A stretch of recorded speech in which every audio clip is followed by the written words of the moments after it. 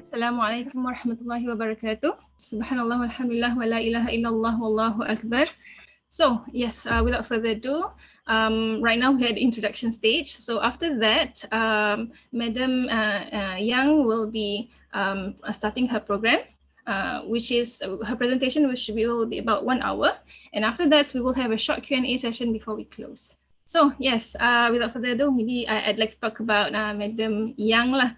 Our main speaker for today. So Madam Yang is actually the Executive Director of Clinical, so sorry, my children are shouting here. As you can see, we're working from home. So yeah, I'll try to ignore that. So yes, Madam Yang is the Executive Director for Clinical Department at Club Hill. She has a wealth of experience. As you can see, she has 45 years of experience in the field of nursing. And she also specializes in psychiatric and mental health addiction and forensic psychiatric nursing. She also has won a lot of awards, as you can see here. She graduated with a master's in nursing, mental health at NUS in 2004, and has also received several fellowships from MOH as well. Marha. So yes, without further ado, Madam Yang, would you like to take over? And let me stop talking and stop sharing as well. Terima kasih. Thank you. Assalamualaikum warahmatullahi wabarakatuh semua. Apa khabar?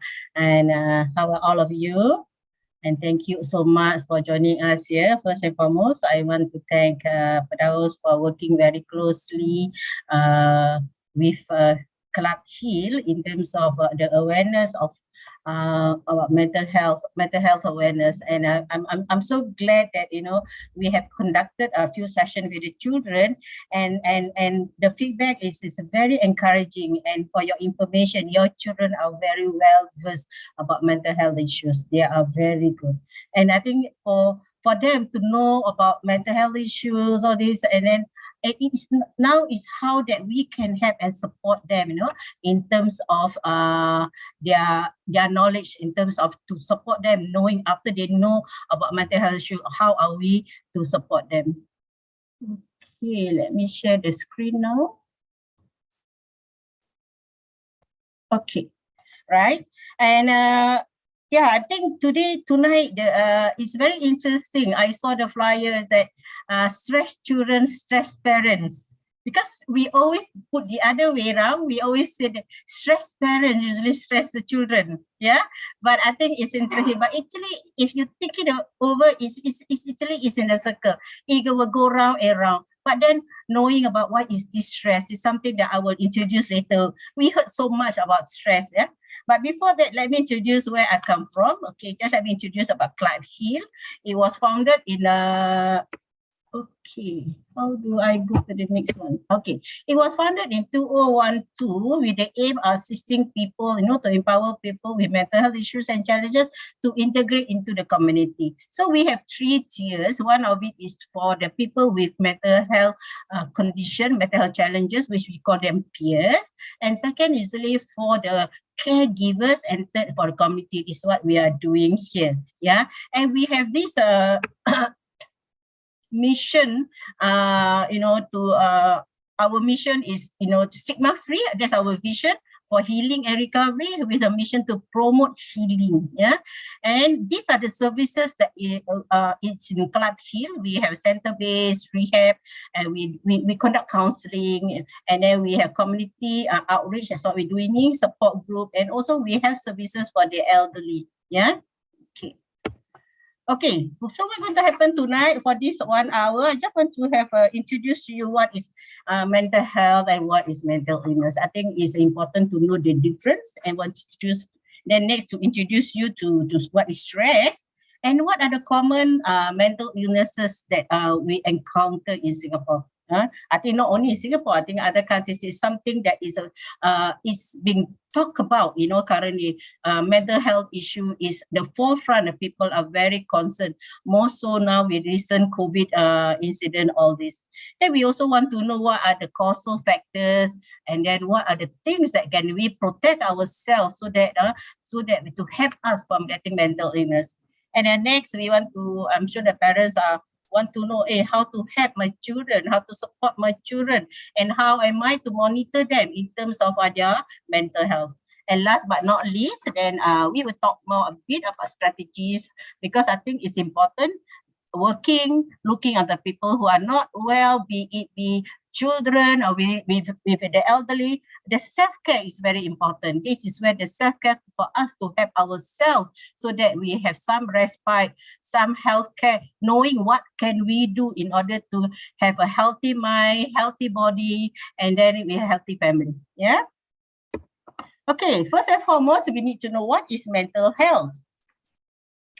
But so before we can know what is mental illness, I think it's good to know what is mental health. To know, then we can know the difference if a person is not well mentally. Yeah. So one of it that we want to say is that as WHO defined mental health is the state of well-being. It's the state of well-being which we feel good about ourselves. And the person, the individual, is to realize the abilities, what he or she can do. Because there are many times, there are things that we are not able to do, but we are forcing ourselves to do.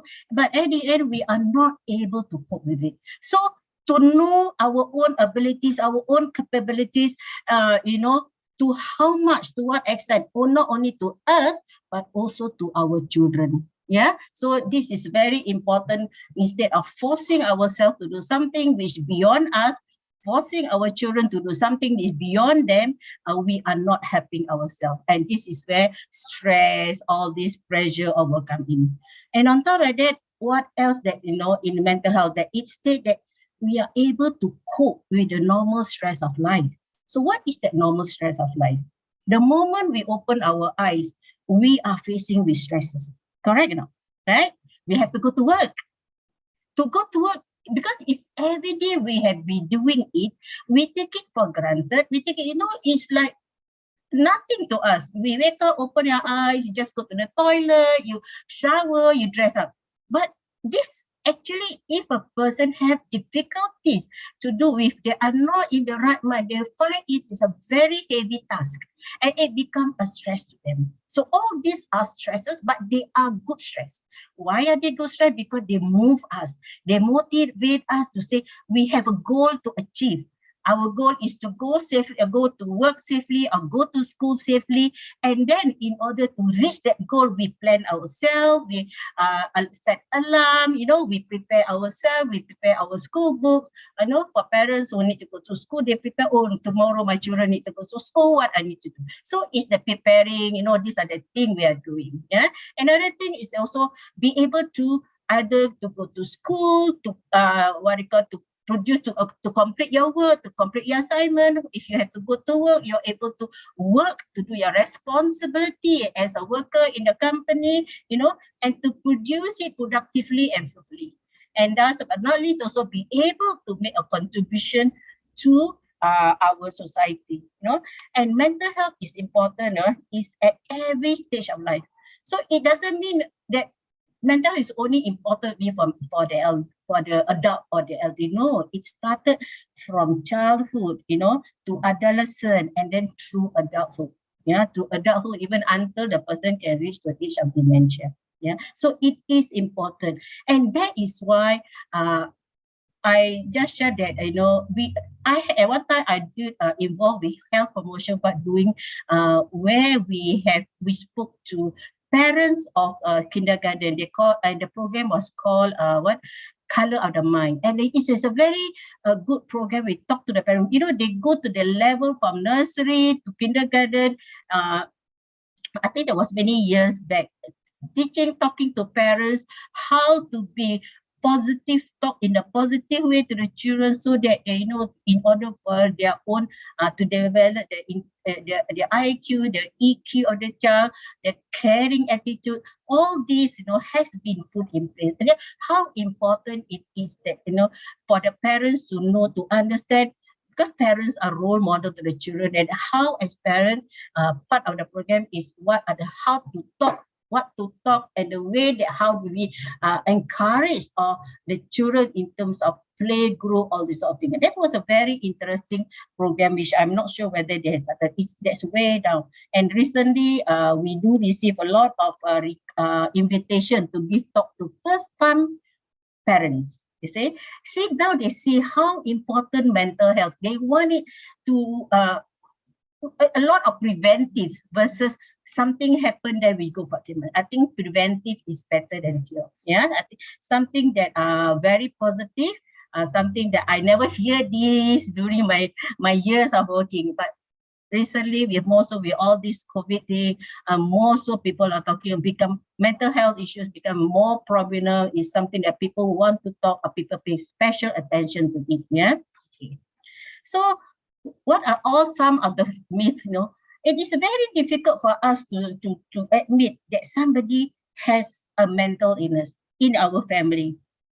It's very difficult to admit that a person can say, oh, my family or this and this have a cancer, versus my family this and this having schizophrenia, because the stigma of mental health is so strong.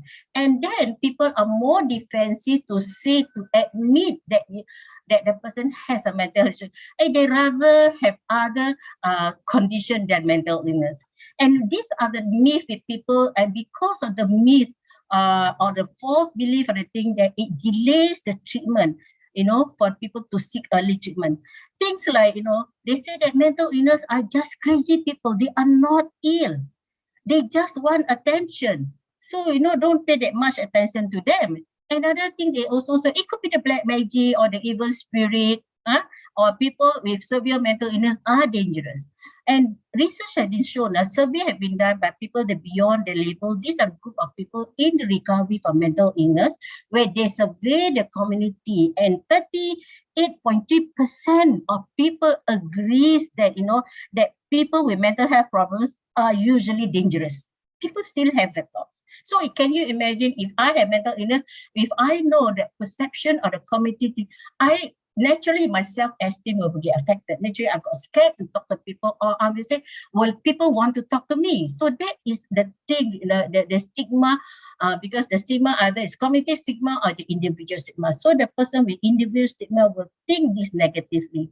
And also 49% of people agrees that people with mental illness are dangerous, and they want the public to be protected. Yeah, they want the public to be protected from people with mental health issues. So in other words, then people with mental illness must be confined, like those days. So now, it's not now, the community now, people are all over. It's very hard. In those days, it's true, they are put in an institution, and they can stay in the hospital for years. Yeah, that was my days in the 70s. That's how people are in a mental health institution. And then they also say people with mental illness are weak. People with weak personality or lack of faith in a religion, or they also say that mental illness is contagious. So I say, if mental illness is contagious, I'll be the first one to have carry along the infection of all mental illness, because I work in mental institution for many years. Yeah, so there's what do you call it? It's a very interesting the way people perceive it, and because of all this myth and conception, it delays the treatment. Yeah. So therefore, what do you want to know about mental illness then? So basically, it is a broad spectrum of mental disorder, and there is a health condition that characterize for the changes in the way, they alter in the way our thinking, our mood, and our behavior. And then it also affect the person's daily function. It interferes with the person's life, and even a disability to the person. When we say disability, it's not a disability of physical disability. This is more of the mental disability. However, when our mental is disabled, naturally our physical also get affected. The person will not be able to go to work. The person will not be able to go to school. That is also affect the economic status of the person. Yeah. And then survey also has in 2016, it takes more than a year if the person is depressed to seek treatment, and more than 11 years or more for people who suffer from obsessive compulsive disorder to seek treatment. Can you imagine? It takes a long time. for people to sit there. This was a research done by MH in 2016. Yeah, and then on top of that, research also show that people with chronic medical condition, right? Things like they have hypertension, heart problem, heart attack, renal condition, 14.3% of these people with medical condition do have psychiatric condition, do have mental health condition, and majority of them either depression or anxiety disorder. Yeah, and 50.6% of people with mental health condition also have mental health condition also have medical conditions. So it goes hand in hand. So when we talk about health, it is not about physical health. It's holistically, it's mental, physical, social, and also spiritual. So it affects the whole of our body, right? Okay, so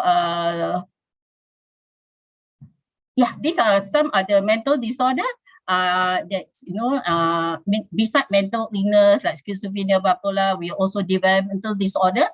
Autistic spectrum disorder is also under mental disorder. Yeah, and then personality disorder, things like borderline personality disorder, narcissistic, addiction, degenerative or dementia. These are all types of mental disorder. And it is stated that 1 in 7, this is research done in 2016, yeah, 2016, about 6,000 Singaporean was surveyed. And it's about 1 in 7 of people, in their lifetime have mental health condition. So can you imagine? It can be also me, because I myself had depression, and I'm one of them. I mean, in this research, I'm one of them, because in a journey of our life, there's a certain period that our serotonin reduced, and then you have clinical depression. So I'm not ashamed to say I went through an episode of depression and was on treatment. Yeah. Okay. So next, I want to introduce you the stress. See, stress is a common word, right? Even my own chuchu, my own grandchildren, 7 years old, come back one day from school and say, Nene, I'm very stressed today. So I say, what is it that you're stressed today? I have to carry book for teachers, then I have to prepare this, I have to prepare it. Okay, so what's so stressed? Yes, very stressed.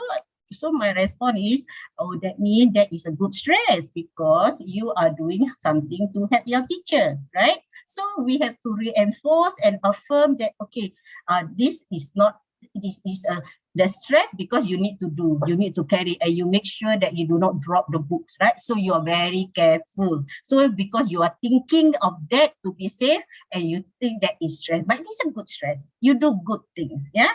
So this stress is so common. Everybody say about that. Okay, just imagine there is a stressor. So like my chuchu, to carry the teacher's book is a stress to her. So example like now, the situation of, just think back about recent with the COVID. Okay, a situation because of COVID, what happened? We are not allowed to go to, we have to work from home, and then children have to go have a HBL, home-based learning, right? So initially, you are happy initially we're happy because the family will be we'll be eating together, but then when they come, day in, they know it's continued for this, then you become overwhelmed. Why? Because, oh dear, I have work to do. I have to have a target to set. I have to complete my work. I have to submit, my report. And at the same time, children have to look into your children's work, have to prepare meals. They have to eat, because when they are 24 hours, they are home. And then what if the family has to look after babies? Now, childcare is closed, right? And you have elderly parents to look after, and there also maybe somebody that is sick. So, and if 1 or 2 days is fed up, if that's it continuously, if you become overwhelmed, then what will happen? The way that we think at it, how about the way we react and our thinking? Naturally, that our feelings change from initial feel happy, good, now become heavy, tired. There's so many things that we need to do. And what happened? Our body also will react, and then we also will act differently. Yeah. So this is stress, and it is a normal human reaction. So our body respond to adjust to new situation, and then these are all, we make us move on unless, and then we people who are able to cope with the stress, they make strategy, they plan, they discuss with their partner, discuss with the children, what are the things that we can have, you know. So it moves you to make a plan, to make a strategy, to organize.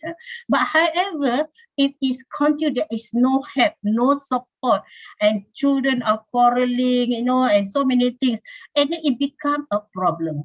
You know, so when there's no relief and there is no time to relax, well, 24 hours really hardly have time to sleep, and really the feeling of overwhelm, and then naturally you will not be able to cope. And then when we're not able to cope, what happened? We got emotional pressure, and our body, the prolonged stress will make us very tired, and then, you know, affect our behavior, affect our mood, we become irritable, and what next? Then it can develop into anxiety, right? So because we become so very anxious, you know, it continuously be like that, you know, you have no outlet, you cannot go out at home, so it can develop into anxiety. And anxiety is a common among all the mental health in Singapore. We feel anxious, and when we are thinking of stressful situation, we are thinking of stressful thing, we are anxious, and then it is normal. But however, and then it's normal and keep us moving as what like the stress, but then if it's affecting our daily function, we can't sleep, we can't concentrate, and then it is become a disorder.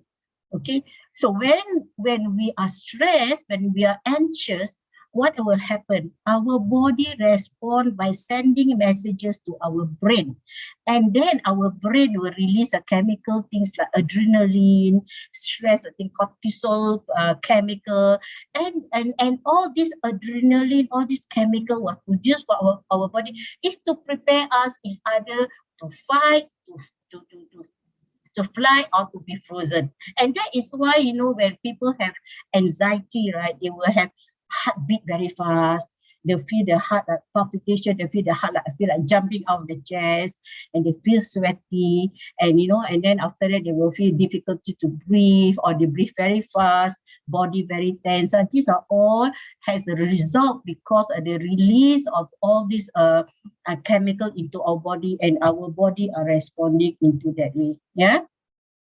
Okay. So these are all the signs, as I mentioned, of people with anxiety, uncontrolled type of worry, and then, you know, sometimes you have this anxiety that you keep on wanting to go toilet, lose stool, have difficulty to concentrate. As I mentioned, heart rate also increase, you know, and then we also have difficulty in sleeping. And then if the what do you call it, if the anxiety is very intense, and then they will develop into the panic attack, especially if they are in the crowded places and the heartbeat getting faster. It always be mistaken, hey, am I going to have a heart attack?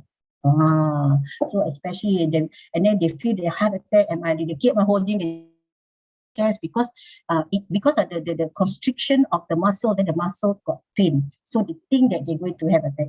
However, when somebody managed to talk to the person, they calm down, the symptoms can go off. Yeah, so it's because it's not, but sometimes it's young people, they say, oh, I'm going to have attack. Actually, you know, especially in the crowded place, and then when we talk to the person, they calm down, it will get better. Yeah, and then we encourage them to do breathing exercise.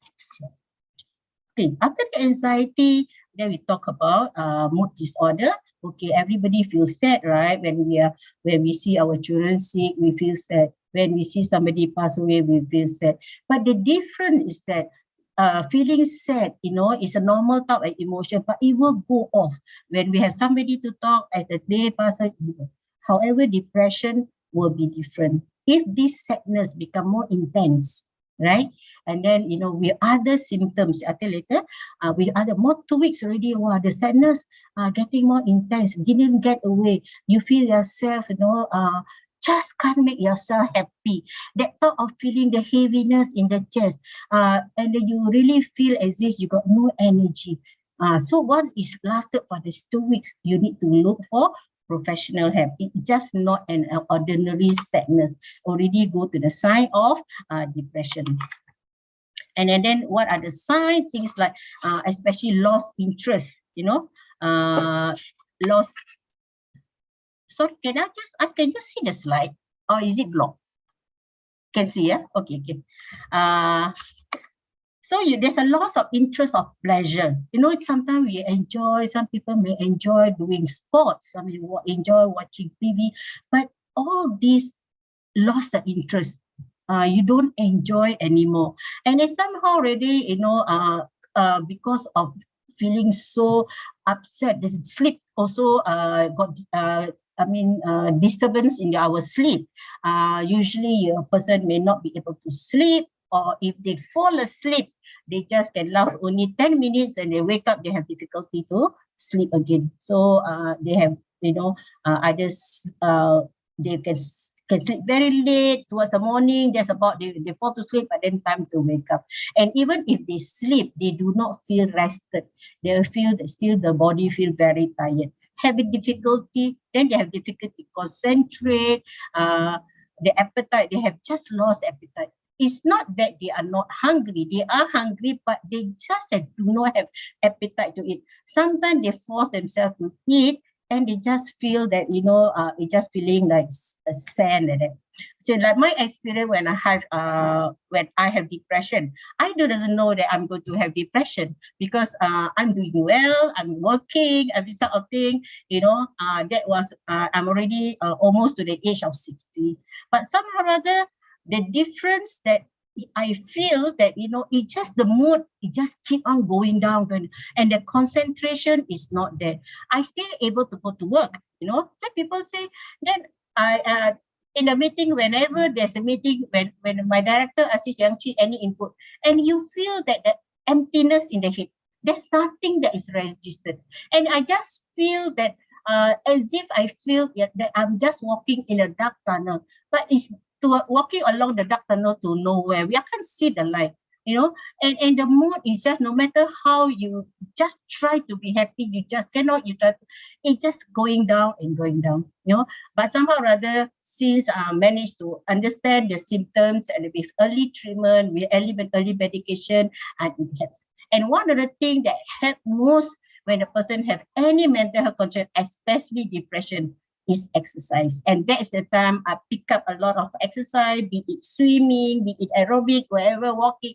And that is the thing that helps. Because when you exercise, a lot of your endorphin is released, you know, you're more relaxed, or this sort of thing. And that helps, I think. You know, that is the thing that helped me to recover from my depression with the help of the family too. Yeah? That is a very, it takes me about 18 months, almost to 2 years to take medication, and really it helps. So now I can laugh, I can joke, I have the fun, the enjoyment back, that sort of feelings which I miss when I was having depression. Yeah. Okay. So next we want to talk about bipolar disorder. So bipolar, they mean they have two types of condition. They mean two, right? One is manic phase, one is depressive phase. So when they have the depression phase, it's just similar as the depression which I mentioned earlier. But I just want to mention the manic phase. So when the person bipolar in the manic phase, right, they usually feel very high energy, very high activity, agitated, you know, they feel restless. There's a lot of exaggeration of sense of well-being, and that sort of euphoria, self-confidence. I can do this, you know, I'm good at this.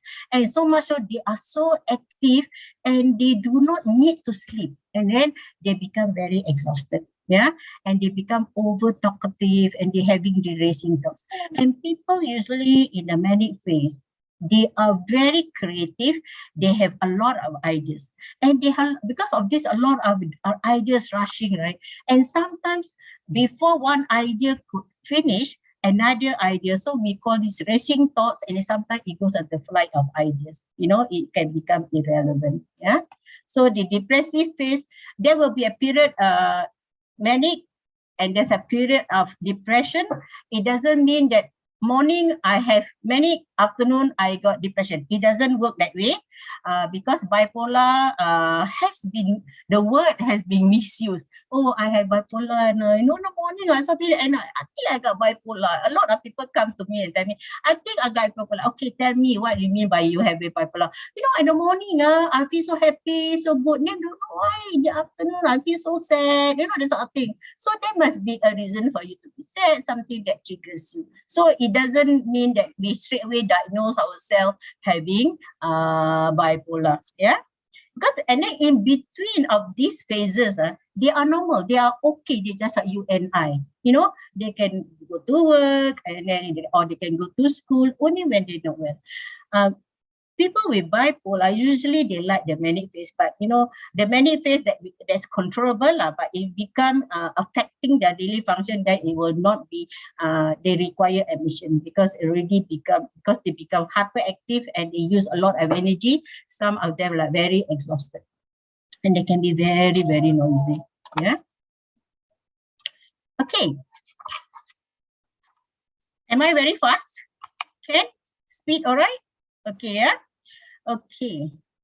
Whoever have question, you can write on the chat that we will take your questions after the session. Yeah. So whoever maybe if you think I'm fast that you need me to repeat again, just write in the chat. I will attend to your question after the session. Yeah.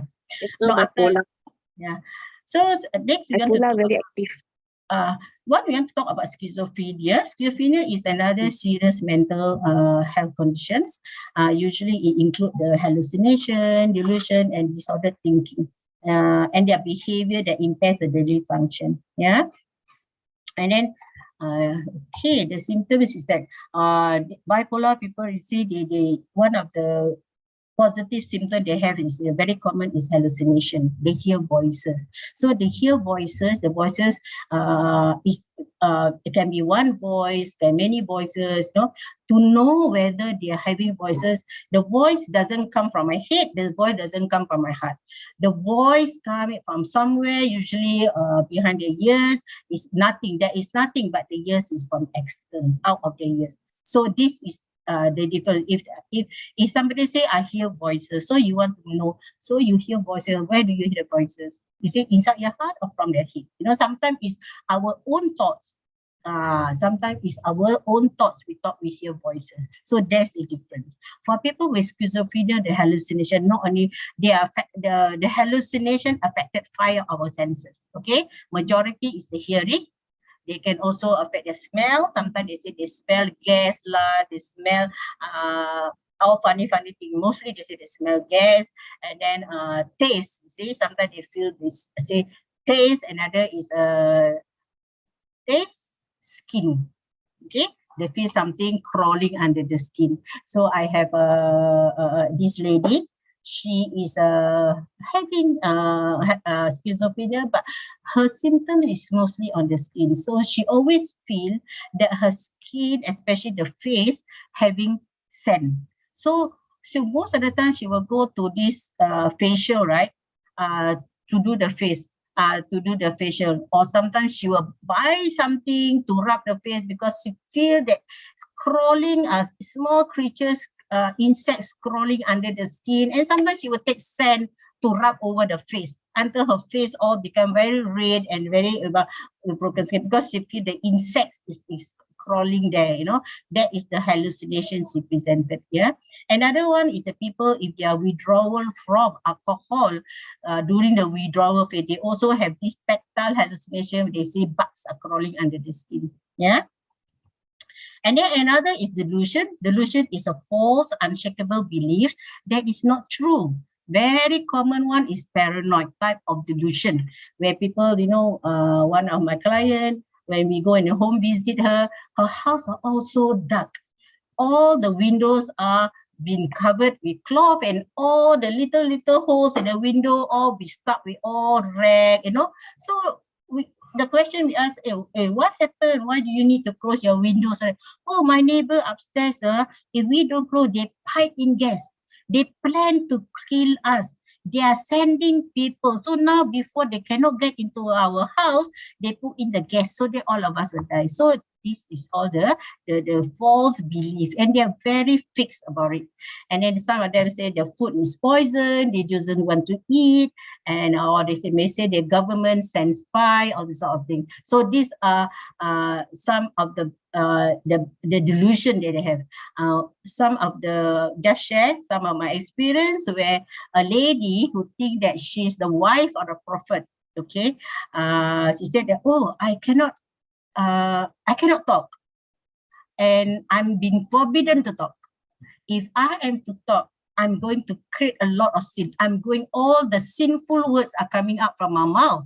And my husband, who is a prophet, will not, will not be respected. And you know what she did? She bite her tongue. And she bite her tongue, almost half the tongue gone. Yeah. So this is the type of delusion when the people, this is very bizarre type of delusion. Another is the belief also they have no stomach, they doesn't want to eat. If they eat, the stomach got nowhere, the food got nowhere to go. So when the bizarre, this type of delusion, so we need to do something, we need to increase the treatment, sometimes they even need an ECT.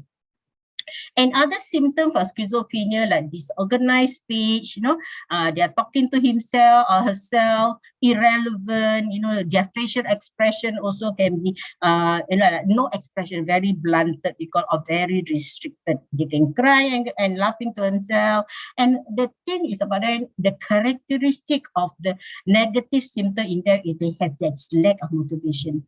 And that is why sometimes they will be mistaken by the family members.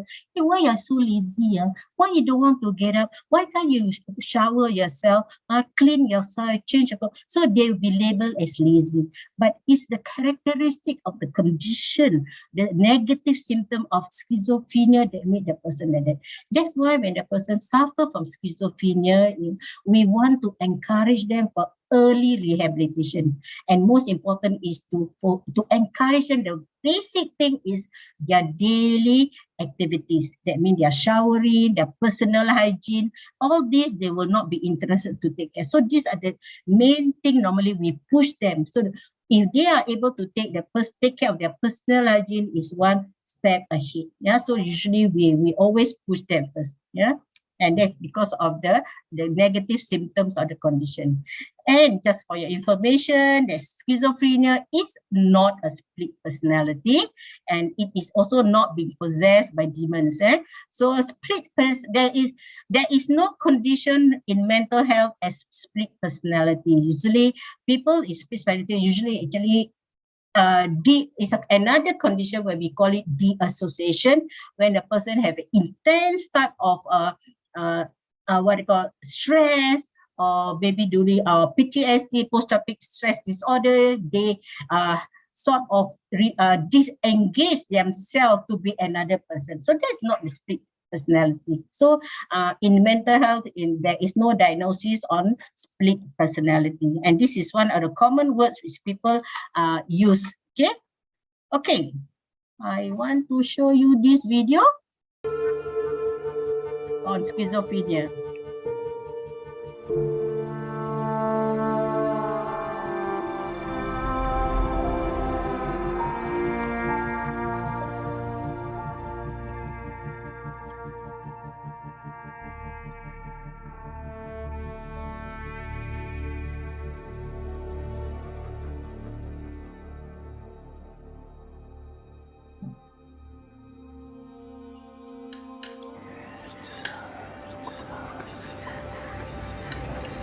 What are you not eating? It's duck rice, favourite. Don't eat that. It's poison. Kim? Kim? I'm talking to you! Ted. You are worthless. You are worthless. You shouldn't be alive. What? You know what? Ted. Don't start that nonsense again. But that's the truth. I hear voices. Voices. No. Don't trust them. They're talking to me again. How many times do I have to tell you? There is nothing wrong with you. You just need to get out more often instead of staying in your room all the time. And I heard you've been missing school. You're getting from bad to worse. Kim, do you hear me? Kim? You're getting from bad to worse. And all these voices you keep hearing, they are not there. How many times have I told you? This is just in your head. You are alright. You're perfectly okay. This voice, how many times I tell you? I'm worried about... I'm not done talking to you yet, Kim! She's like that nowadays. What's wrong with her? How would I know? She's changed ever since, Mom. Mum has been gone for 3 years. You can't keep bringing her up as an excuse. Must be these new friends on Facebook. She's always online locking herself up. Pa, I don't think so. She doesn't even have a Facebook account. Then why is she behaving like this? I'm not like that. Neither are you. Maybe she missed Mommy.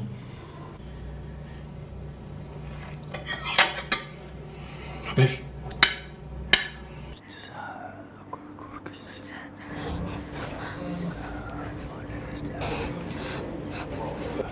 Stop it.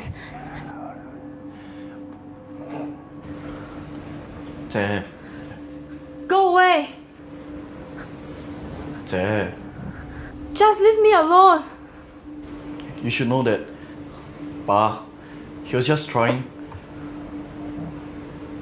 He went down to McPherson just to buy your favourite duck rice. For you, Che. What's wrong, Che? You're not like this before. You used to be cheerful and active, but baby is on your mind, like what Pa said. You think I chose to be like this? Can you try and help yourself? Go out and cheer yourself up. Go out with your You think I'm friends. creating this? Oh, Che. That's why I'd rather not speak at all. Because no one listens to me. Che. No one understands me. Che. Kim?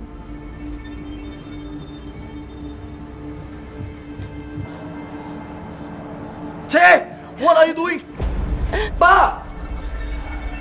Che! Don't do anything rash! Pa! Hurry! Kim! I just need them to stop talking to me. Why?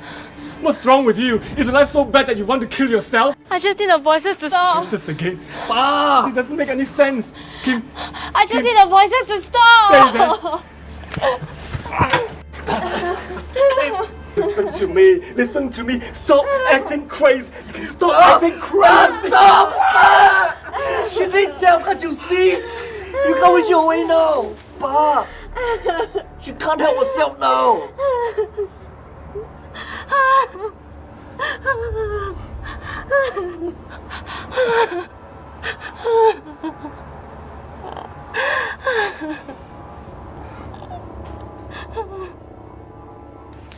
Kimberly saw a psychiatrist and was diagnosed as having schizophrenia, a type of major mental illness that usually strikes an individual in late adolescence or young adulthood.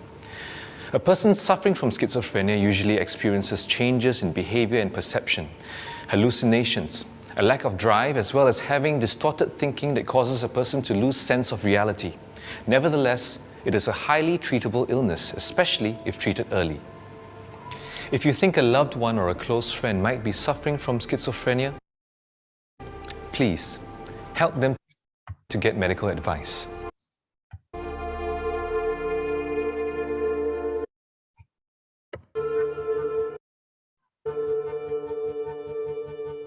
How to go to the next slide? No, I don't know. Okay. Thank you. Right. So this is very true. The person who experience hallucination, right? It can be very frightening. It's something that the voices just keep on coming. You did not hear somebody, and anybody can be is very frightening. And that is where sometimes they want to run away from the voice, and they can be very impulsive for taking their lives. And sometimes that's why it's very important about keeping them company. Otherwise, if they're alone, So recently, I also received a call from one of the father who the daughter is in depressed, and in fact the daughter already went up to the 16th floor thinking of jumping down, so he called me to have a talk to the girl, also a teenager like that. It become a very what you call more and more youth coming forward, and in fact they're facing a lot of mental health issues. So what are the risk factors for people with mental health? Things like losses, sometimes death. If we lost somebody, death, especially after the grief, and many a time when, like one of the case which I handled recently, actually she has not resolved her grief. She lost her mother, and then because the mother is not locally in Singapore and was sick in another country, and then what do you call that?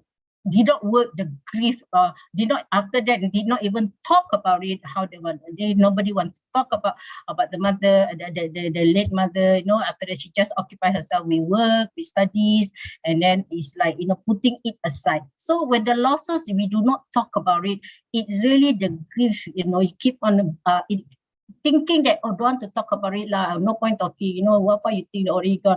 But sometimes by talking, it releases some of the things that our concern and become part of you. So especially after death, when we continue talking about talk of the good things, how we spend time with the person, and become part of our life. So there's things like my late mother, she said, I will not dare to talk to my friends about my mother because I have no more mother. That's what she said. I said, no, you continue talking. If your friend are talking about their mother, you say, yeah, last time my late mother, it's true, you feel sad, but at least your late mother become part of in our life. So losses, one of the thing. Trauma, sometimes head injury, especially post-head injury, also very common for after head injury, people can have mental illness. Physical illness, which I mentioned earlier just now, how many percent of them, have have mental health disorder, especially depression. And family history, it has been proven, that people, if the family, there's a family history mental illness, the higher risk for the people in the family to have mental illness is there. But however, which is similar like a mental health condition, right? If my mother have heart problem, my mother have diabetes, but doesn't mean that I also must have that condition. But to know is good so that we can take care of a healthy lifestyle, we take care of a diet, so that it will help us not so high risk, So the more that we take care, the better, right? So another thing, stress. I mentioned earlier how stress can affect not only mental health issue, even physical condition.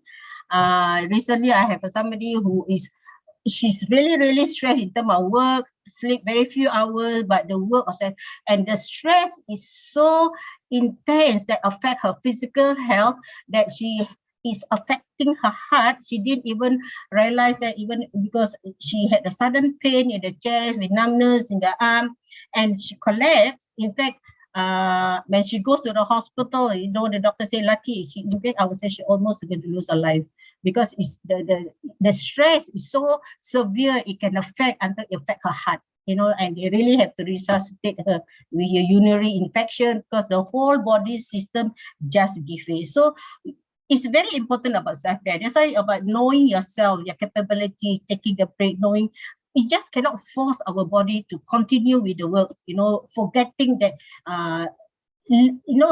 our body also need rest. It's not a machine. Even machine can break down, right? Hormonal changes on a week. So some other condition that it mimic mental health condition, like say if your thyroid, thyroxine is too low, it can mimic the presentation of people with depression. If too high, it mimic the symptoms of anxiety. But however, this can be treated. Can be treated. Another thing is about addiction. Is also a person who take alcohol and started to take marijuana. Marijuana is a gate for mental health condition in the later part of life. And many people with who taking opiates, all these, they will ended up a lot with anxiety, depression, even psychosis, schizophrenia. Okay, so knowing what are the risk factors, so what are the protective factors that you take?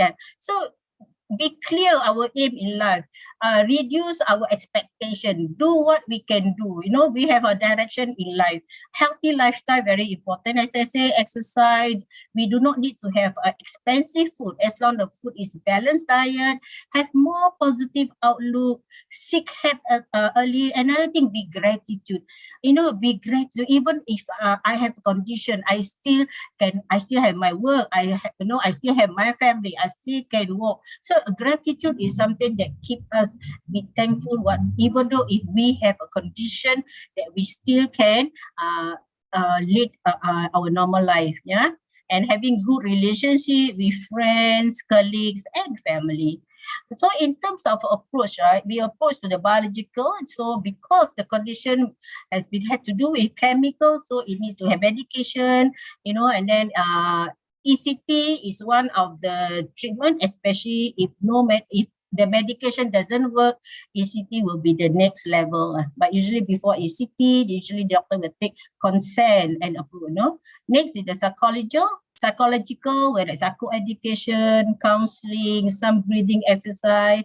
Another is social usually like more like school, practical help, financial help, family therapy, community service center. So these are the holistically approach in the treatment of people with mental health issues. So because many people with mental health issues, it's just about the mental health. Sometimes because if there is a breadwinner, they are not able to go to work. So naturally, it needs help from family service center, you know, to help them with the paying of the bill of the house. Yeah.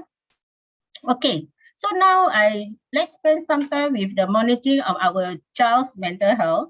Yeah. What are the factors that that can affect our youth mental health? So children or young people. So I just group it as a youth, right? Things like traumatic events. Traumatic events, things like school bully. Recently, I had one case also. It's a young boy, 17 years, developed schizophrenia. It resulted after being bullied in school. So it was quite traumatic for him and he developed anxiety, then developed into schizophrenia. Another is cyberbullying.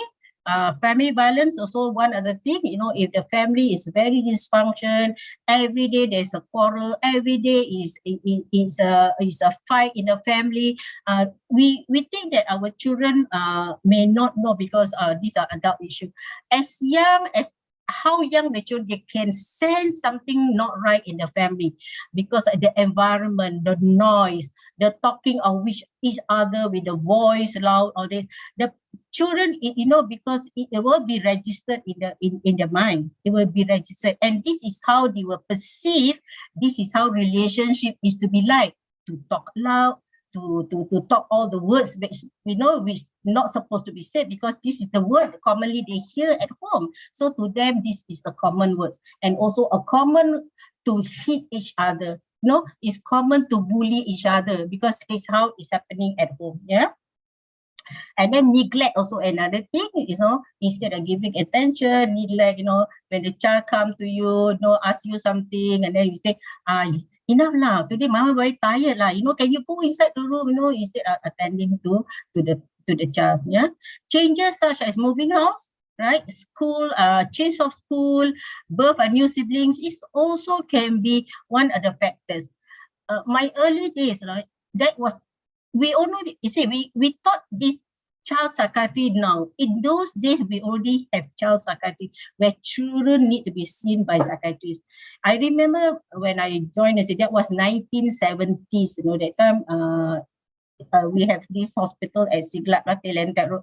So this child is only 5 years old. She developed a depression because the mother gave birth to another baby, and she couldn't take it, and she attempted to strangle the baby. And because of that, she was, separated. She was put in this child ward, and then we have child psychiatry to come and talk. So around that moment already, we do have children with this sort of condition. Yeah.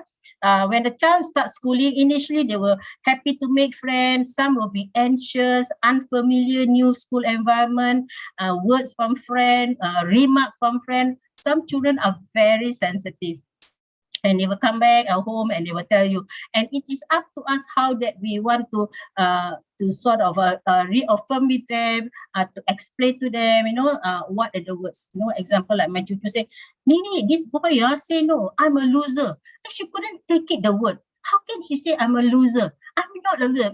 They're very sensitive. So we have to listen and then try to connect, okay, what happened? So before these boys, oh, the teacher said you have to go back to class, all of you have to walk slowly to class, but the boys just run. Then after they run, they come and tell me, oh, you all a loser. So that upset her. As early as 7 years, it sort of frightened me to see the children at that age, that things also became an issue, just the word a loser an issue to her. And she kept on talking to me for a few days, until I said, until one day I have to tell her, go and really think for yourself, what is this, the loser, and you tell me, what are the things that you had done for you to think that you are still a loser. So she will write down what are the things, and then at the end she agreed that no, I'm not a loser. So I think I done the right thing for not running, so that I would not feel tired. They keep on harping. A 7-year-old girl can think so, it become an issue, because I do have children from poly, just, sometimes words, things like teacher say something to her also, can impact them. Auntie say, you got no other baju, why you only wear t-shirt and pants? That also can affect her, and because of the comparing. Because how come your cousin can wear so nicely, beautifully? Why you only wear? That also can affect that person. And then from there, develop the low self-esteem. When she go outside at the bus, she always worried that, I don't know, this fella is looking at me, staring at me. So it become, she developed the anxiety. And as she developed about going to school, she become social phobia. So these are the words, sometimes the words said nowadays children, I don't know, they are very sensitive. They are so sensitive. We say certain things, comparing also, some of them take it very seriously, and then they start to ruminate and think about it. Yeah. The growing up also another thing, they got, because of the changes in the body development, accepting who they are. And this is part of growing up, right? The self-identity. And we have these youth, young people, the self-identity. They don't know whether they're man or the woman, you see, their own self-identity. So these are the growing up, and then some of them, they couldn't take the changes in their body if they are not being guided. They sometimes explaining to them, tell them the differences when they grow up, what are the changes when they take place. And because during the growing up age, right, a lot of hormones are also is being stimulated, in the body, and then all these changes, some of them are not able to take it. I think if proper guidance, proper information, proper education, so they need they need a lot of information for them to understand the difference they're going through. And some of them, because they cannot, that's why some of them go to smoking, using alcohol, or using drug, and then this have to do part of it is their own self, because they don't understand what they're going through. Some of them because of the family issues, some of the peers, influences. So many factors, right? And then we also want to know the factors that can help good mental health for our youth. So most important is about good physical health, eating, in terms of diet, especially exercise, and give them time about freedom to play indoor and outdoor. I mean, there are, however, children, sometimes they were given the role, because, we do encounter this when the children grow up, and they already straight away given the role of an adult in the home, and they were constrained from going out to have time for themselves, to have time with their kids. So these are being taken away. Sometimes circumstances, right? Children, they are being blocked from their natural growing up because they were given the role of an adult. Yeah, being part of the family gets along well most time. Involve them in decision making, and then going to school with friends, get along with friends, taking part in school activities or community activities, and most importantly is being loved, trusted, and understood, and feel safe, especially in the home. Feel safe. And okay. And then one of the things is that communication is very important within the family. And communication, effective communication is to build up the understanding and trust, right? And then it's also to be able to work together to support each other well-being and development, because once there's no trust in the family, a lot of secret, a lot of not sharing, that is where a lot of dysfunction, but then at the same time doesn't mean, right, a happy family might have a full. Sometimes they may only have one parent, but it still can be happy, and in terms of communication, they can still interact on something. And many a times, so recently there's a lot of cases. For me, I did just a quick survey about what is happening now. The youth are coming. The youth are so many suicidal, especially suicidal thoughts, suicidal attempts. So what goes wrong? I say, what actually happening now?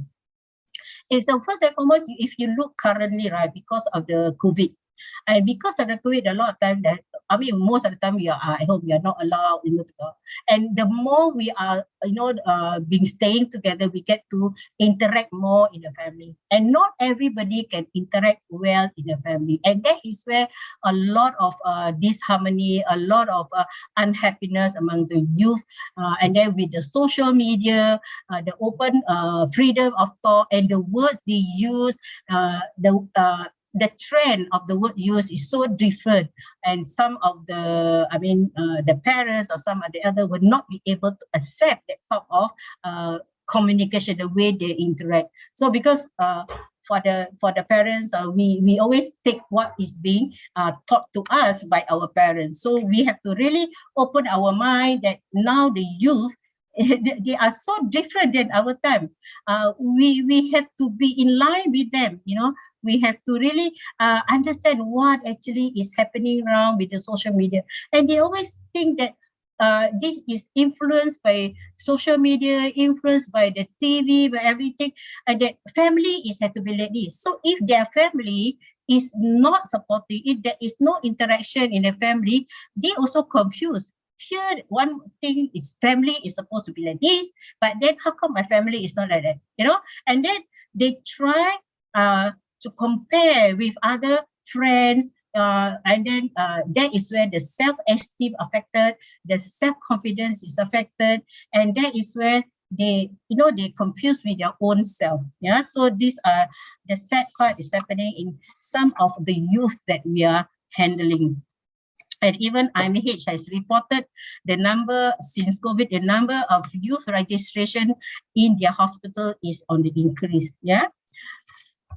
So lack of communication is the key to any successful relationship that is going wrong.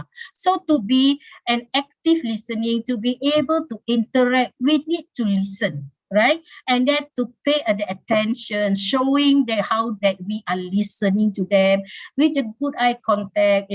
It's not say, okay, sit down there quietly, do your work, no need to talk. In fact, pay the attention. That I think that few minutes time you spare the time with our kid, giving the attention, it saves us a lot of hours or days of misery, just to give that the attention to them. And then the way that we attend to them, our smile, our posture, this show that we are listening. And then giving feedback, I think it's important. Doesn't mean kid doesn't need a feedback. Let me say, I noticed that recently, right, that you are late. You want to tell me, what is happening? Who do you go out with? These are the things that be open to one another. Even though if like parents, if I am to be late, if I need to tell, okay, I'll be late, I won't be coming back, I will be back late. just inform our children. So it's not, doesn't mean the children has to inform us. So we as parents, so we need to inform our children if we are late for that particular day, you know? Yeah. So we need to keep with an open mind. So active listening helps the building a build our relationship, yeah, and then solve the problem and improve understanding. So most important is do not criticize, right? And do not pressure them, you know. So do not judge them. Do not make comparison, very important. And then most important, manage our own expectations. Yeah. Okay. And then whatever it is, no, then remember that we do not take things personally. Okay, I just give 5 minutes to just talk about coping with mental health. So self-care is very important. It is about taking care of ourselves to promote our own physical, mental, and emotional being. Yeah, and these are some of the techniques that you can apply in self-care, like guided meditation, breathing exercise, visualizing, and self-soothing. Right, and exercise is the most important thing. And then I think it's very important here. Wherever we do, we always the 5F. Yeah, you take the 5F. It's the family, everything, it involves the family activities with friends. I think the most is the faith lah. So do together, and don't forget to have some fun, to have some fun with the family or with friends, and this is about our own self-care with then thinking with not the future, not to put the expectations so great, so far ahead our expectation to what we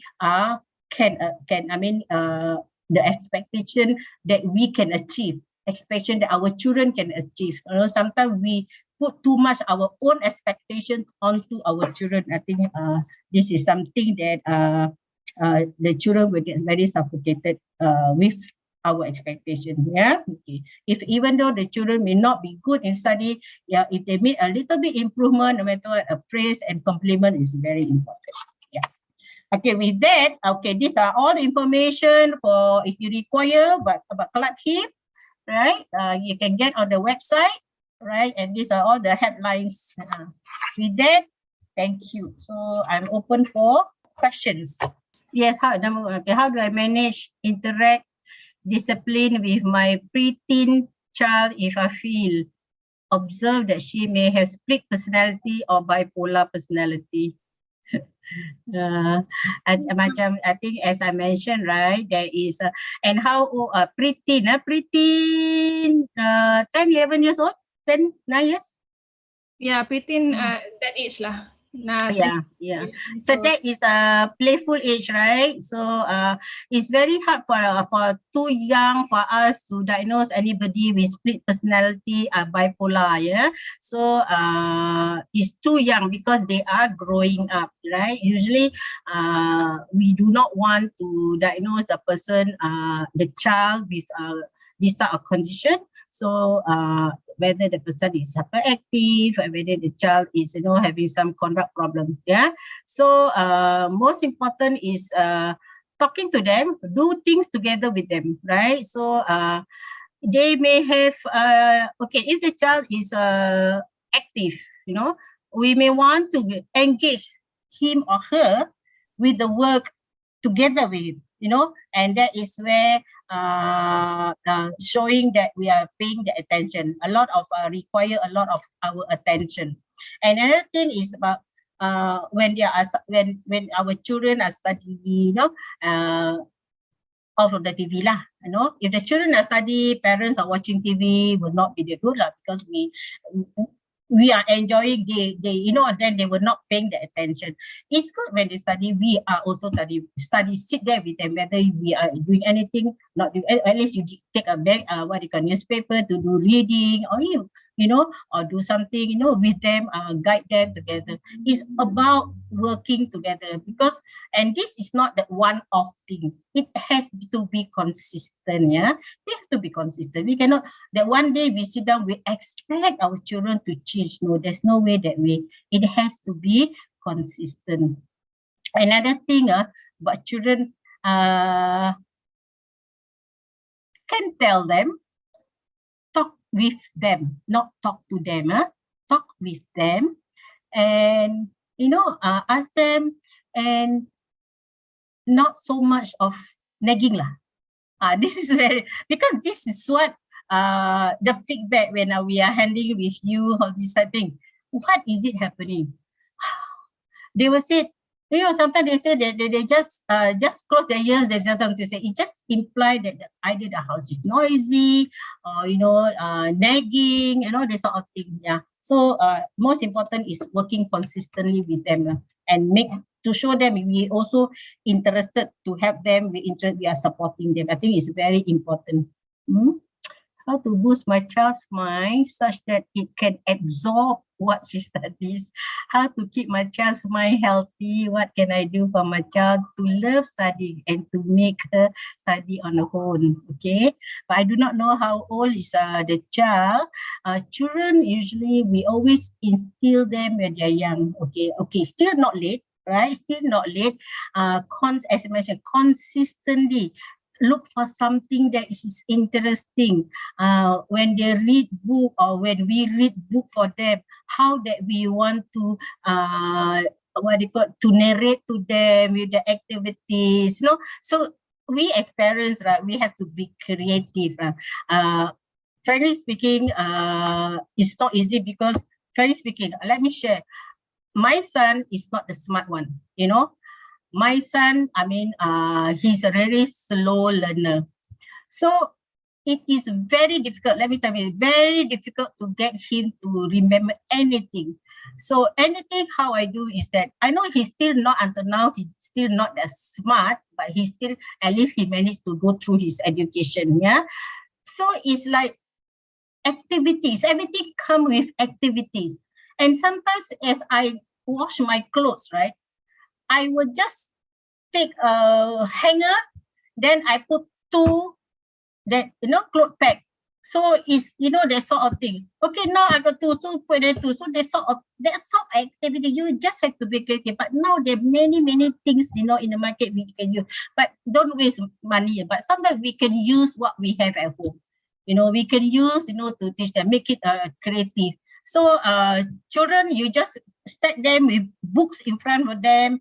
They will lose their interest, you know. So it is a lot of activities, especially how to engage them to enjoy what they are reading, to enjoy studying. So it's making enjoyable for them.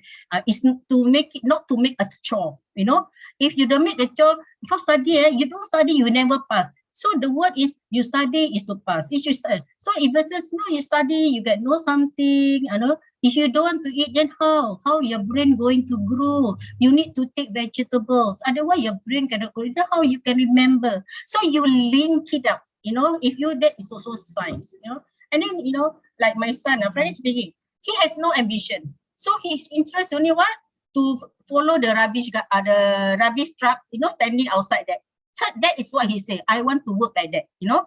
Then the thing is that, yeah, it's okay you want to work like that. But I think you need to know, no, like how much you think the truck can fill up the rubbish, you think? So you have to know how many. So it make them think in that way. You don't want, that work no good, very dirty, very smelly. But make them think, if you want to work, what else you need to do? What else do you need to know? You know, something like that. So there are a lot of creativity. So there is no such thing as some people say, okay, buy this vitamin, you take the bread, but because vitamin, if you take a lot, also all will be excreted from the body. Let me tell you that, you know. So it's about consistency, continuous. Okay, if today you are with a child, you say, and after that it's not there, it will just get lost. I think consistency is very important. It takes time, but you will get the reward later. Because if we scold, the child will study. You beat them, the child will study. But you know, the child got hurt, got pain, but it's temporary. But if you do with love, with care, caring, coaching, guiding, with love, with care, the reward is longer. So the key is consistency lah, and be encouraging, right? They can see, yes. So there is like one question here which says, I suppose it is quite similar. So this one, the child is 11, 12 years old, and he says that he is stressed from number 3. So yeah, we acknowledge that the child is stressed, but again, what more can the parent do besides sitting next to him and giving him encouragement? Yeah. Okay, we really want to find out this. We want to find out what is it that make him that stress. Explore that stress. What does he mean by? Okay, what does he mean that when he says stress? Right? Because the parent support is there. Is it the studies? Is it the understanding? Is it his own expectation? Because sometimes in school also they have that competitiveness, so reassurance from parents, I think this is very important. Okay, just to say the child, sayang, it's okay, we just continue, you do your best. Okay, I'm not expecting that you must do, so it's reassurance from the parents. So what is the parents' expectation? If the parents has put the expectation, you must pass, nanti tak pergi sekolahnya bagus, nanti tak pergi express, nanti gini, because doesn't mean that you go express, you can be good. If you go to technical, you are no good. There are people, people in technical after which, because they just take a longer time, after that they excel. So at that moment, because of it could be the competitiveness, could be that maybe his understanding, maybe a certain subject that he do not understand, but he has difficulty to express. So need to sit down, to talk to him, to find out what actually that, when he says stress, and then what is there a bully happening in school? Because you never know, because he may scared to tell us, right? Is there such thing happening in the school? So these are the things we need to find out, sit down, So just do not take solely stress, but what is it that made him stress? So need to find out what is it that made him stress. And then at the same time, we need to observe him, dalam kita punya, in our way to observe him, what is it, find out when he's alone in the so because he's also developing, is he also stressed because of his development, all these sort of things. So these are the things. So if he's a man, it's good for the father to talk to him.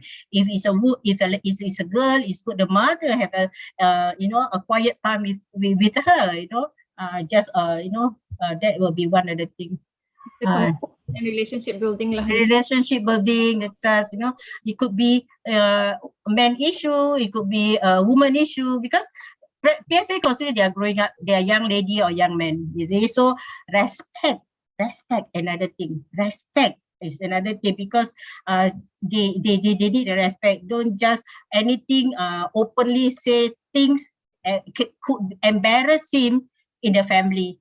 So anything personal to him, do you want to say this to your papa, or do you want to say this to your mama? That sort of thing. Get his permission. So it's respecting our child also very important. As a fellow human being who's already becoming an adult lah. Correct. Yeah. I do have a private question here. One person is asking, like a child, if sitting for PSLE next year, is there any workshops by Club Heal on children on managing their anxiety? Usually, if the school arrange, right? If the school arrange, we will have, because we do not receive people request one-to-one, no lah. But I think it's good if the school arrange that, just talking about managing like your emotion, and then which also, I think the recent with primary 6, right? I think the topic was about emotion, about anxiety, and then about managing how to cope, with anxiety. I think that is one of the good topic. I think if the school arrange, yes, we will do the type of workshop. And the counselor that conducted the workshop happened to be a counselor that currently is dealing with in the madrasah, also dealing with children. Yeah, so for children, maybe parents also need another class for themselves to manage their own anxiety as well. Yes, that's the thing, because when what do you call that? I know that recently, right, the result when the parents, when children had PSE, I know I do have friends who have, when her children, she has 4 children, when each time the children having exam, first thing she will have fever, she will have anxiety, right? And then she will have to take long leave, to be with the children. Sometimes we impart our anxiety to the children. So if we have guided our children from the beginning, I think although we are anxious, try not to show. Kita sebagai kita doa, that is the most important. Just tell your child all the best. Mama, Papa here always doa for you, and then hope for the best. Just see, do your best lah, whether or whatever the result, because the children will experience. Previously, primary 1 and to primary 5, right? If you did not produce good result, the reaction of the parents, right? It will stay in them. Right? And the children, they always want to have this pleaseness lah, to please, because they always, when things goes wrong, and they always have this, they feel themselves they are at fault. And because of me, that my parents quarrel. And that always the blame goes to them. And this is really happen because when we are counseling with children, when the parents go, disagreement, everything, the self-blame in her, and she doesn't know how to express, doesn't want to share. And what she did is she may use just her nail to do cutting on herself. So they always started with nails, or pencil or ruler, to divert that guilt feeling, to divert that pain in the heart to their skin. Yeah, this is the thing how they started up in terms of self-harming. Makes sense. Yeah, another thing, they doesn't want to show now this the what do you call, the children, they're smart. They will not do on the arm because it can be seen. They do it on their thigh. I think this is a very hot topic. I have another DM here. What should we do as parents who have anxieties, and stress? So how do the parents manage themselves so that they don't get anxiety and they don't get stressed when they deal with their children? Okay. First and foremost, if you know yourself that you have anxiety, first and foremost, are you on medication? Okay, get yourself professionally assessed. Okay, nowadays we do not need to go to IMH. No need. You can go to polyclinic. What you need to do, polyclinic, right? They will have mental wellness clinic. It is run by the psychiatrist, and they are or the doctor all trained in mental health. So you will see the normal pool that you have this anxiety, they will refer you for appointment to see the specialist there. And then if the doctor may order medication. Okay, the medication for anxiety is not addictive. Okay, it's not addictive. So normally doctor order SSRI that to help to reduce an anxiety, to calm you down, because the anxiety, because when we anxious, we also have some depression. It will also help with some symptom of depression. That is one thing. Secondly, that if you have to learn to do breathing exercise, deep breathing exercise. Okay, deep breathing exercise is something that when you breathe from your nose, right, and then you breathe out through your mouth. So when you breathe in, deep breathing, when you breathe in, then no need to push. When you breathe in, you can push so that your stomach should go up. Kembung, perut kita mesti kembung. So when you breathe that, because your lung open up, more oxygen coming, then you take in deep breath, hold 1, 2, then you breathe slowly to the mouth. So you have to repeat this method, and you have to practice it lah. You need to. It's not one-off thing. So when you practice this, become one of your activities, as you start. So it become part of you lah. Do not wait when you're anxious that you start to breathing. Okay, when kita anxious, right, we have tendency kita talk fast, kita want it to be fast, and then kita hari kita punya children, all this, that will affect kita punya children. You see, very kancong spider, orang kata gitu kan. So these are the things. So it's knowing your symptoms, and then do a lot of relaxation. Right? Deep breathing, that's the most important. The deep breathing exercise is the most important. And don't do it when you're anxious. You have to do it as part of it. Don't do it after you're anxious that you do. You cannot, because kalau kita dah anxious, kita cannot do deep breathing because kita rasa kita cannot breathe. Pasal kita dah kancung dah and kan kita tak boleh brief. So it has to be, you know, the ongoing thing. That's one thing. Learn to relax, okay? Do exercise, you know, that's another thing. So there are many things that in terms of anxiety, then you know, and then you know if you think you rasa dah macam dah nak apa dah anxious your heart is starting to beat, yeah, just close your eyes. Okay, you cannot do your deep breathing, you just close your eyes, just visualize something, maybe seolah-olah you tepi beach ke apa, you slowly just breathe in and out. Okay, breathe in, 1, 2, 3, okay, and then you breathe out, just your normal breathing, and then you just close your eyes, you know. That's it. And then you can do it before you go to sleep, you can try, you know, as you lie down, and then it's part of you. So when you do that, you know, my most important thing is that, you know, when you close your eye, the best lah, you breathe in and out to you zikir.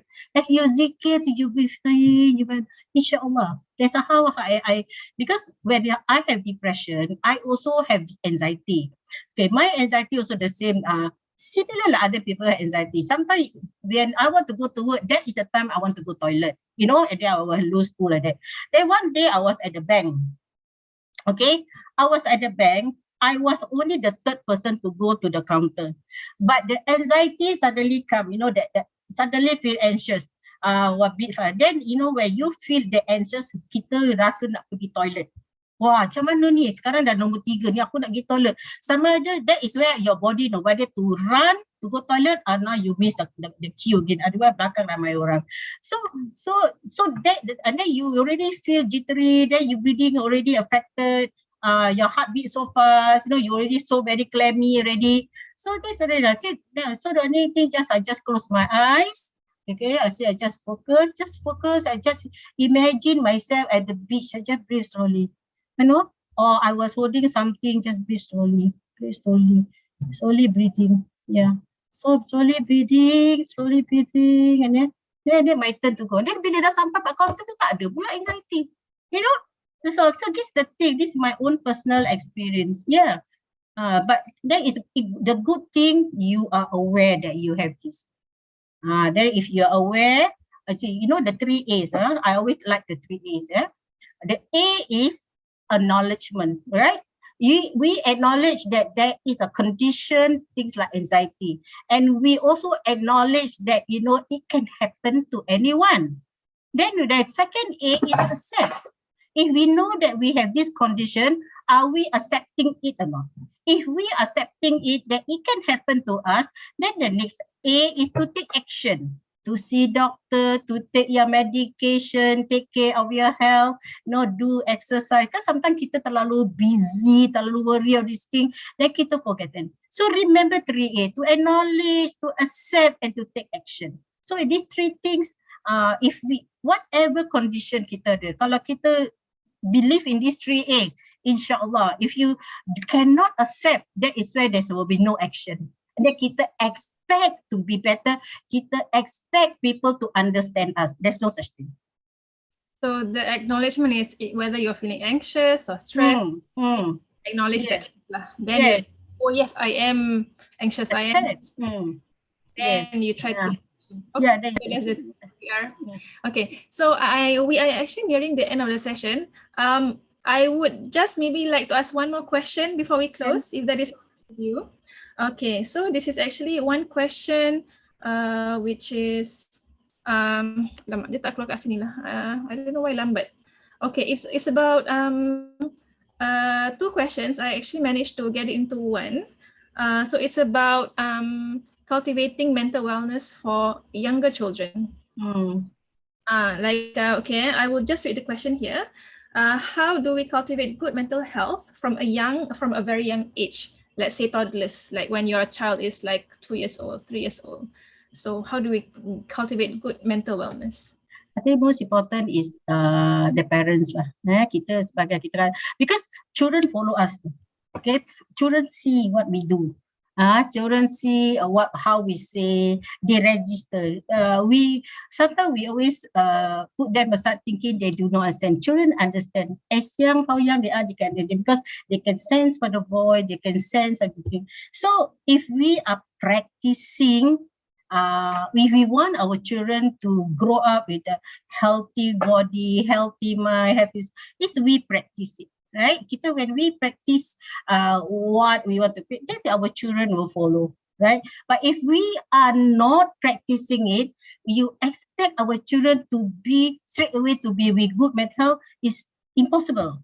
So right, so it has to be cultivated in terms of what is your goal in your life, what is your culture in your family, whether in terms of do you greet each other, or you just ignore each other, or do you talk with each other, with good words, you see, versus like example, just giving an example. Sometimes when children do something straight away, no, cannot, right? Okay, so what can be the more of positive things? Okay, kakak buat ini nanti kena. Katakan dia budak tu play with plug, right? Play with electric plug. Then we can teach them what will happen, right? Okay, nanti ini ada api, nanti kita bakar, sakit tau.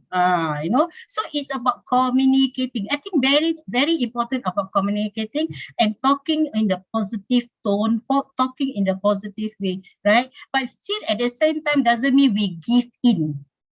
Right? Doesn't mean just because like that, so that our child will be very wicked. That doesn't mean it's a defeat. And promising reward also should. If they want to reward the child, it always has to earn it. It should not be like, they pass, okay, give so many things. It's not that sort of thing, It has to be the earned type of reward. So I think it is about cultivating as a whole, not only for the child, but as a whole for the whole family. I think that is more appropriate lah.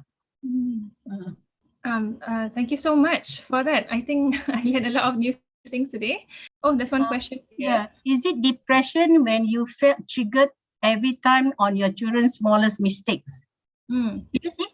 Okay, over an argument between the children, hitting children over smallest issue and felt annoyed on children crisis. Okay. First and foremost, I also want to ask about, is it depression when you feel irritated or triggered? We have to ask ourselves, what is your mood like? Okay. Do you feel down? Do you feel really your mood down? You have difficulty to make yourself happy? Okay. Because that is one thing. Because sometimes when children they quarrel, right? It does trigger us because especially with the noise affecting us or this thing. So if you want to know, so whether are you able to identify those are the symptoms which I have mentioned, right? You feel down, you have difficulty to make yourself lift up your mood, and then your appetite on top of that, and then do you feel that you have lost the interest of anything you used to enjoy, or is it you are overwhelmed with your responsibility as mother, and then with the children around you, with the housework, so this another thing that we have to do a lot of this type of reflection on ourselves, right?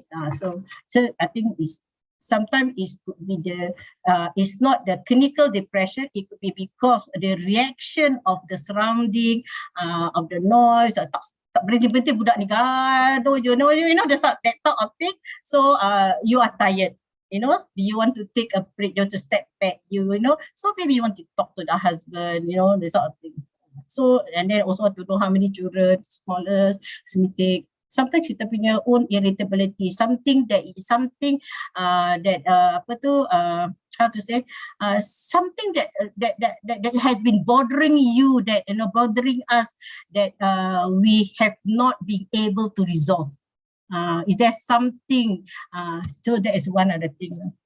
So if you really not sure, you may want to go to have your own mental health assessment, to see the doctor, to see what do you call that, or you want to know, you can call Clarke Hill So in Club Hill, because she doesn't know whether so when Club Hill, when you have counselor, the counselor can have a screening tools where we can do the screening tool to see where the level of anxiety, the level of stress, and then anxiety, stress, and depression.